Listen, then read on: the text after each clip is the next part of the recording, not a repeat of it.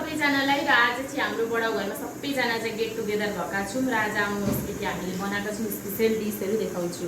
र फर्स्ट छ हाम्रो यहाँ पुलाउ, हेर्न सक्नुहुन्छ। कोले बनाउनु भएको भरे लङ ब्लगमा हेर्नु होला। त्यसको पछाडि यहाँ छ औटेङ्गा आलु मटरको, यो चाहिँ फर्सीको बियाको चटनी हो। बियालाई अब सुखाएर धुलो बनाएर राख्नुभएको। त्यसको पछाडि यहाँ छ हाम्रो सोया चङ्क्स, यो चाहिँ केटाकेटीहरूको लागि स्विट डिस एउटा चाहियो नि त। त्यसको पछाडि यहाँ छ शाही पनिर। त्यसको पछाडि यहाँ छ हाम्रो पुलालु र बदाम भाजी, एकदमै टेस्टी लाग्दैछ। र यो चाहिँ हाम्रो रायताको लागि रेडी छ। अब लास्टमा यसमा हामी दही हाल्छौँ। र अनि लास्टमा चाहिँ छ हाम्रो यो डिजर्ट लालमोहन, यहाँ हेर्न सक्नुहुन्छ कस्तो राम्रो लाग्छ।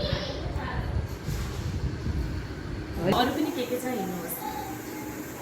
त्यसको पछाडि हाम्रो मेन चिज छ, यहाँ हेर्न सक्नुहुन्छ। यहाँ हो हाम्रो चिकन, एकदमै टेस्टी लाग्दैछ। यो चाहिँ ग्रेभी बनाएको, पुलाउसित यस्तै राम्रो लाग्छ नि त। र आजको हाम्रो डिस यति नै हो गाइस। कस्तो लाग्यो कमेन्टमा भनिदिनु होला। अब केटाकेटीको पालो कस्तो भएछ? कस्तो भएछ खाना सबैजना? राम्रो?